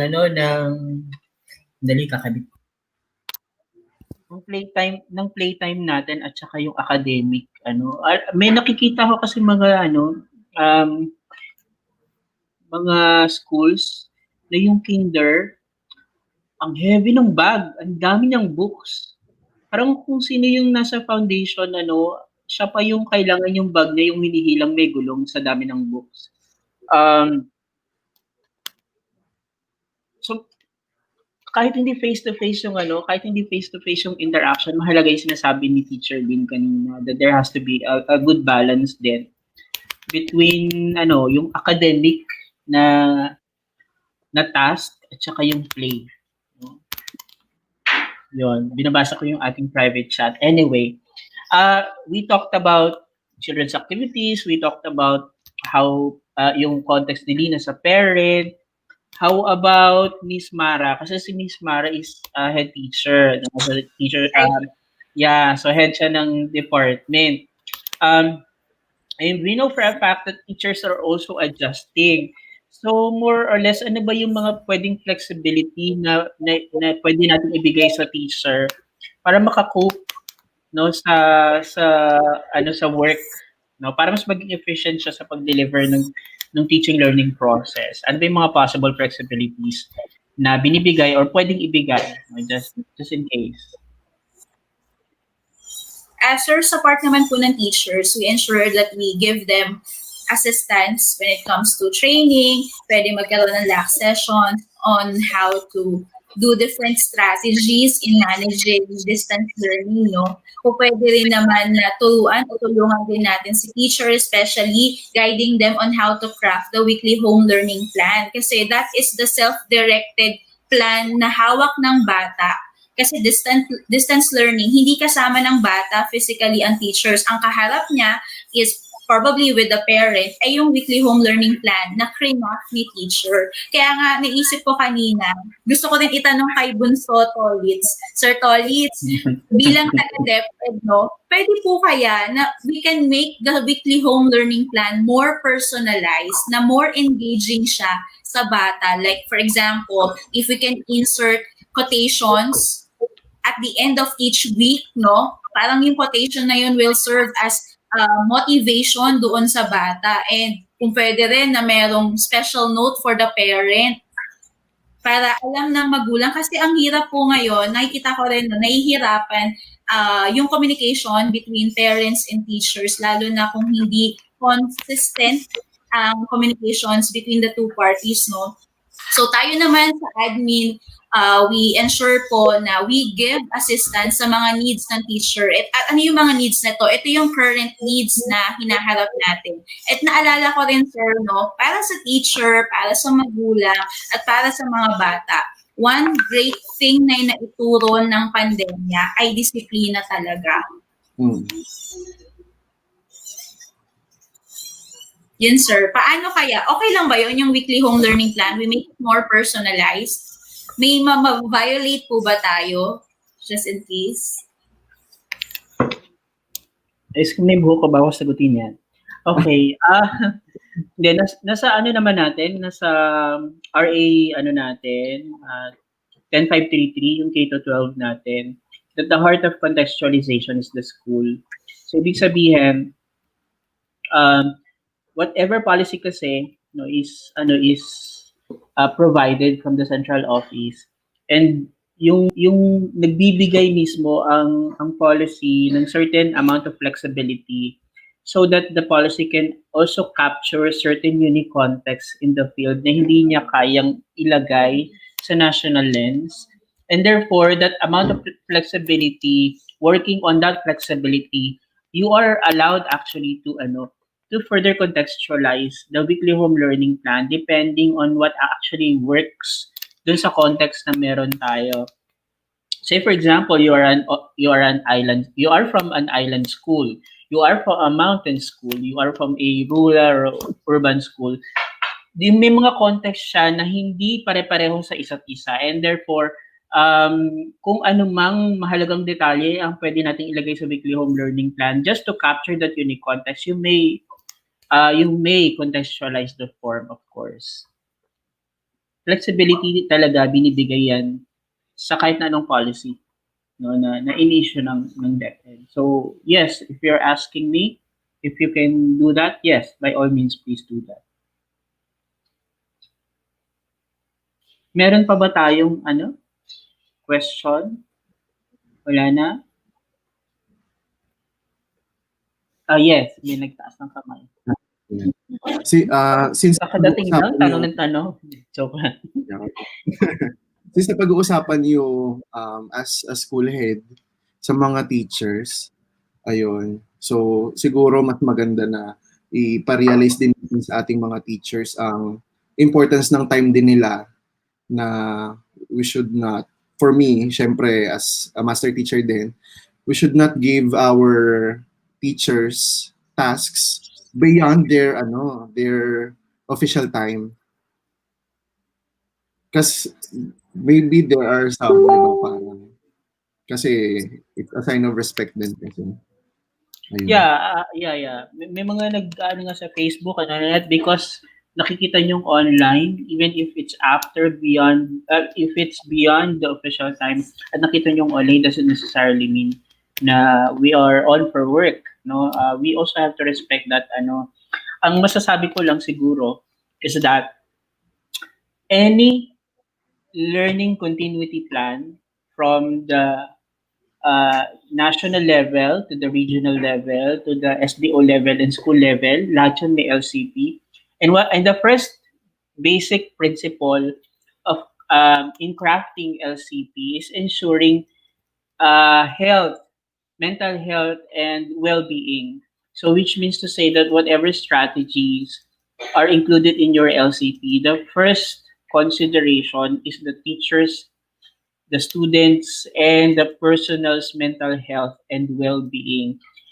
And in that premise, if we feel like um, parang naapektuhan na yung well-being natin at mental health natin because of this task, no, especially that those that are being parang being handed down to us beyond our official time, then I would have to parang ask the principals or the coaches siguro, no, kung coaches man yung nagbibigay, to reflect, no, kung para saan siya, makaka-contribute pa siya, or healthy pa ba siya, no, na ibigay for our teachers. Kasi tao lang din si teacher, no, napapagod.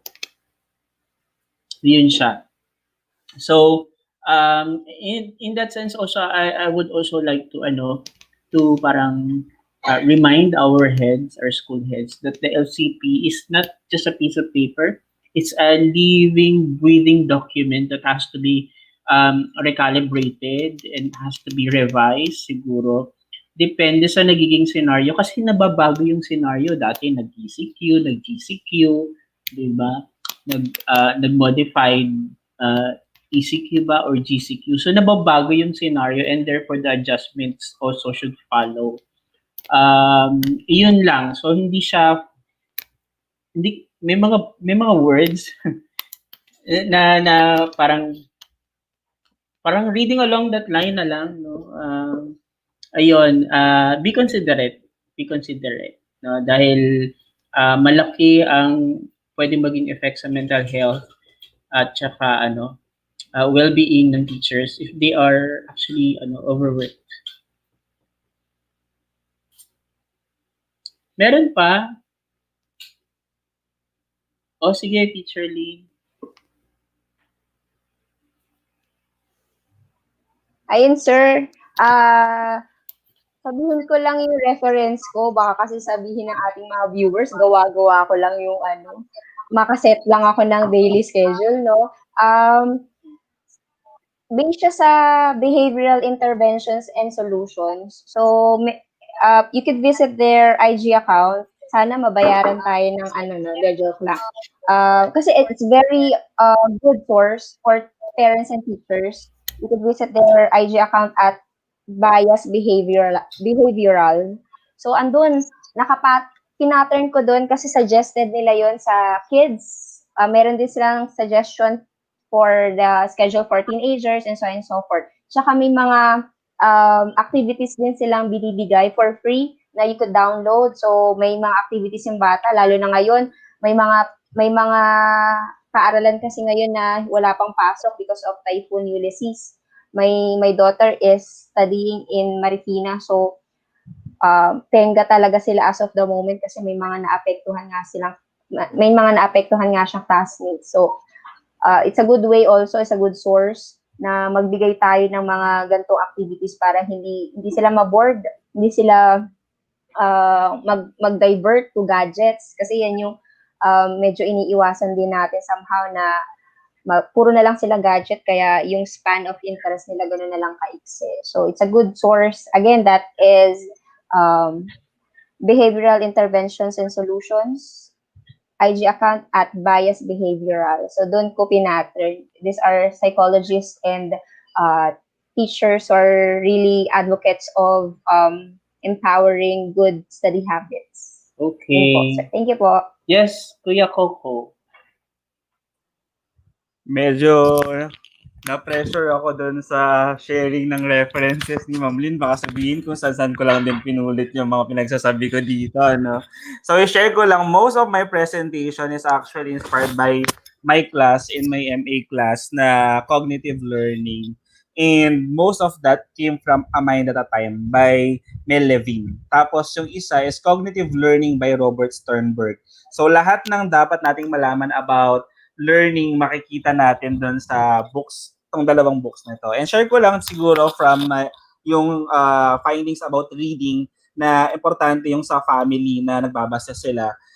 This is a book that explains why yung mga people in Korea, people in Norway, and sa pabay isa, Iceland, Finland, kung bakit sila number 1 kasi they have a family of readers. Ito ay from Amanda Ripley, the smartest kids in the world. And probably siguro sana there will come a time that our nation, no, our kids are the smartest in the world. And yung sinabi ko kaninang mindset, yung kay Carol Dweck, that we have to instill, growth mindset to our learners. And yung inspiration ko, bakit my heart keeps on beating for teaching, syempre yung classic, no, Teaching to Change Lives by Dr. Howard Hendricks. So sa mga nanonood din, this pandemic will give us time also to reflect and read more, books that will, and mga ma'am na nurture our passion for teaching. Sir Coco. Kuya Coco. Baka, pwede mong ibigay yung isang mong libro dyan na reference sa ating mga live viewers. Sige. Tatype ko sa YouTube. Yeah.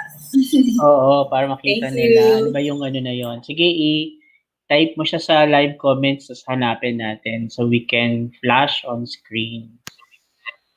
Yan.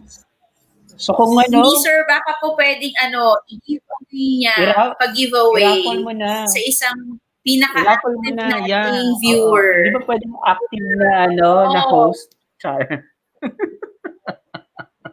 So host ba? Siguro sa susunod alam ko meron akong book dito na pwede sa sa susunod na episode, nandito uli kayo. Oo. Tapos, mag-give away na si Coco ng books. Hindi, 1 book at a time. Siguro si Coco, for this episode, si Coco magbibigay siya sa next episode. Bibigay siya ng book. Para 2, si Jerome din magbibigay na ng book sa susunod na episode. Yeah, giveaway. Doon sa sa pinaka-active na na viewer natin. Sa susunod na yung iba. O pwedeng next episode tayong lahat, tigi-tigisa na kaagad. Pwede ba yon? Sige, hahanap ako ng book. Ang hirap i-let go, pero o magbibigay tayo. Anyway, speaking of active audience, tingnan nga natin, mga viewers natin. From Ate Ria, yung mga kasama din natin. O galing sa taga Camarines si di ba? Na din sila ng typhoon. Congratulations, Sir Coco. What a great way to remind both parents and teachers of strengths-based approach of learning. Growth mindset will serve its purpose even beyond the timeline of pandemic.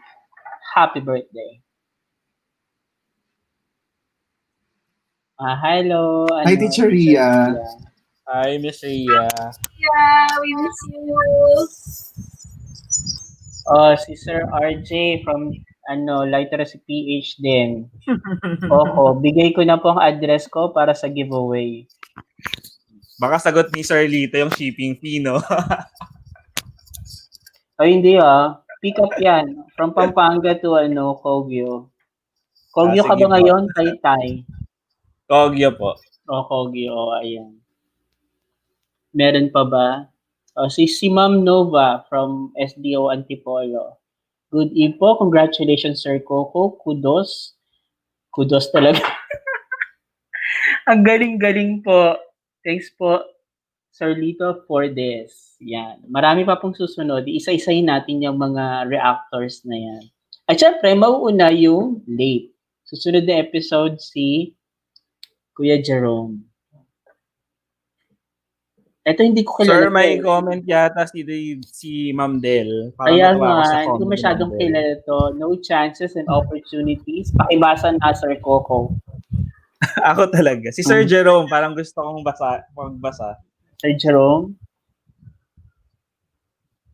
Ano yung babasahin? Ito, Ayan. okay, ma'am. Basahin mo nasa likod mo para masaya. Sige. Babasahin ko yung nasa private chat. Sige lang. Wait lang. Ayan, no chances and opportunities must be wasted because we have only one shot for that spotlight. Thank you. Yan. Yan, may nanalo na. Sabi, yes, may nanalo na. Oo. Pero Isa pa yata siya. may kadugtong kasi yan. Note to self. Be yourself. Note to self. Ah. Hindi, may kadugtong talaga yan. May nauna pa. We are rooting for Miss Del. Yeah, she was moved. Congrats, Kuya Coco. I was moved by that stage story. Even got emotional. Baka nag-pass out na to. Grabe. Emotional. It was a reminder for me that despite this tough time, I am a teacher and I always be. Ganda yun. Tama. And no chances and opportunities must be wasted because we only have one shot for that spotlight. So go get that spotlight there. We are rooting for you. Ito si, Ang galing po. Salamat. Salamat po. Good eve from Miss Rita. Hello daw. Go Sir Khristian. Ay, Miss Joy. Miss Joy Del Monte. Ano ba, teacher ba siya? Friend po namin friend ni Cathy. Friend ni Cathy. Hi, Miss Joy. Miss Joy, Merry Christmas. Kanta na tayo. Joy to the world. From Sheila, I shared the link to our senior high school student, Sir Coco. Happy ang mga former students mo na makita ka at makinig sa'yo. Sana mapanood nila yung replay. Kasi baka yung connection ngayon medyo mahina. Replay naman to, sir, no? Yeah, oo. They can access naman anytime doon sa And then, recorded version will be uploaded to our Facebook account. At saka doon sa page natin sa Literacy PH. Edited na yun. Yup. This is the live version. The 21st century teacher, itong kasama natin sa ating advocacy, give a bag this Christmas. Meron pa ba? May bagong comment. Janela Sec. Congrats po ma'am and sirs. Reminded po ako na kung saan ako dapat magpo-focus, lalo na ngayong pandemic. Thank you po, Sir Coco. Ayan. So I think wala na tayong iba pang questions coming from each other. Parang tayo lang itatanong sa sarili natin. But magandang discussion, magagandang insights yung nakuha natin from each other. And of course, doon sa ating mga live viewers. Again, we encourage everyone watching and those who will watch the recorded version to help, donate. Through the Literacy PH, 21st Century Teacher, and DepEd Kindergarten Teachers, Bangon Cagayan, Bicol Project, Care of Arvin Soriano, tulog pa yata si Arvin. BPI account number, ito po siya, it's Sir RJ Farinas from the Kindergarten Teachers of the Philippines. Ito po yung GCash na. So, yan. So, to date, parang nasa 100,000 plus pesos na yung na-collect natin. And we have given away the first 60,000 to the 4 schools I mentioned earlier. So, yun. Sana sa mga susunod pa na natin, bigay pa tayo ng mas madami, no? And we're targeting nga the Christmas gift, no, na sinasabi kanina ni 21st century teacher. Sir, marinig ba namin si 21st century teacher? In person, yes. Medyo Yes. oo. Ano siya kasi hindi tayo Teacher natin. hindi siya oo. Pero Basta different. Ha? Public school din si 21st century teacher? Secret. Kasi nga secret identity siya kay Jerome. Secret yung identity ni 21st century. Hi, 21st century teacher. Oo. Secret identity ni 21st century teacher. And she's maintaining that identity kasi for service lang talaga yung kanyang serbisyo publiko lang talaga yung kanyang channel. So yon. Okay, so I think that concludes the episode tonight. Maraming salamat sa ating guest. Sir Coco, palakpakan ulit natin si Sir Coco for a job well done. Also, palakpakan din natin mga reactors natin, Teacher Lynn, Teacher Mara, and Teacher Jerome. Palakpakan natin mga sarili for sharing our thoughts, our insights, and asking questions para mas stimulate pa natin discussion natin. And sa mga nanonood sa atin at sa mga manonood after this live stream, sana ay may natutunan tayo ngayong gabi sa episode natin. And yun nga, maging HOKAGE or HOKAGE tayo sa sarili nating classroom. Meron ba tayong babasahin? Yan. Wala na siguro, nabasa ko na kanina. So with that, again, maraming salamat sa lahat. And God bless.